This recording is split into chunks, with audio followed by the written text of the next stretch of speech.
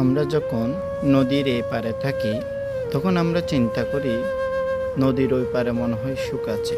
আবার আমরা যখন অনেক পরিশ্রম আর কষ্ট করে নদীর ওই পারে যাই তখন আবার বলি মনে হয় আমি নদীর আগের পারেই সুখী ছিলাম। অর্থাৎ আপনি আমি নদীর এই পারে থাকি আর ওই পারে থাকি, কেউ কোনো পারে সুখী নয়।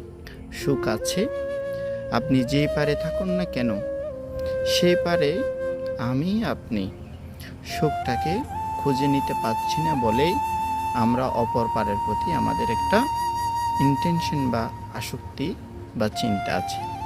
আমরা যদি যে পারে আছে সে পারে যদি সুখটাকে যদি খুঁজে নিতে পারি তাহলে অবশ্যই এ পারে যে আছে তিনিও সুখী হবেন, অপর পারে যে আছে তিনিও সুখী হবেন।